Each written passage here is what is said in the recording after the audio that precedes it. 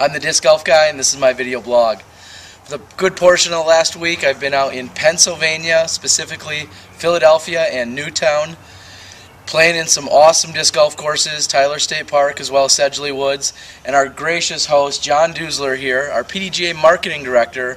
I got to spend some good time with him and his entire family. John, how are you doing today? I'm doing fantastic, Terry. What a thrill to have you all the way from Wisconsin here in Pennsylvania. I know it's your third year coming to our Commonwealth, and you know, you're almost like one of the family now, running these tournaments and doing such a great job.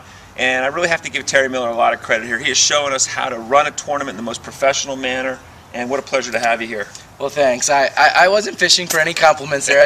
As you can even hear in my voice, it's been a long weekend, very little sleep, as all tournament directors already know. Just a few hours every single night, and running around, playing, being outside, and just exhaustion has finally set in. But again, you guys are gracious. You put us up. You have a beautiful family. Thank you so much for doing that. You were doing the Philly Open before I came along and helped out a little bit more this year.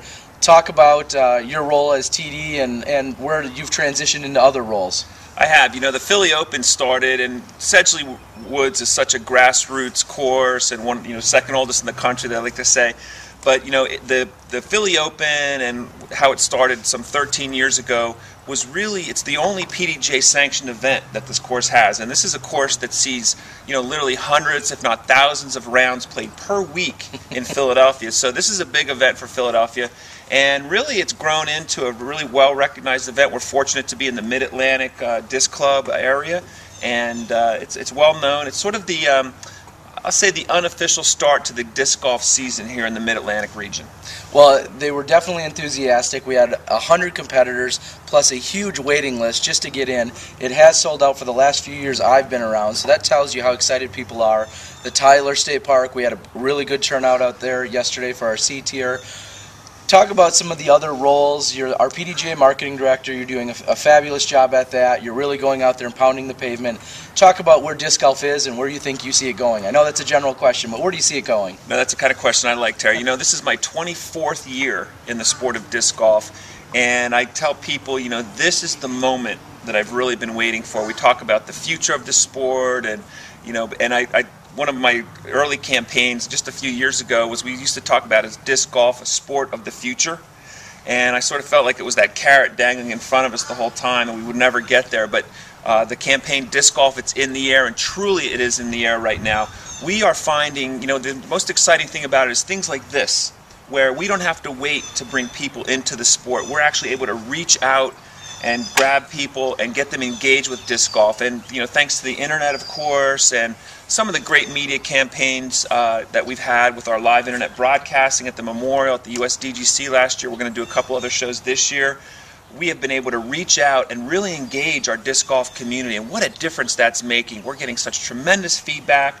You know, disc golfers are passionate about the sport, of course, and it's just changed the whole dynamic of our sport, and we're getting notoriety from places that are not even disc golf related. And some of the big, you know, the big signposts that we've seen, first of all, Keen Shoes, great athletic company. Keen right here. Thank you to Keen. Yeah, big shout out. Awesome.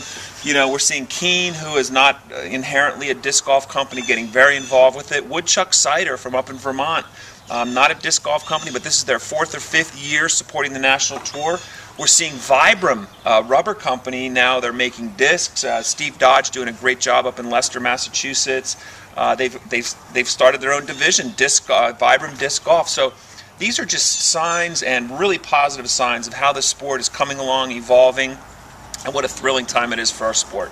It is, and what I've said, I'm 31 now, and I've been involved with disc golf for about 16, 17 years, 18 or so, somewhere in that neighborhood. And we always keep saying we want it to get bigger, we want it to get bigger, we want to see big purses, you know, see it on television. We're definitely going in the right direction with internet television and internet broadcasting of the events.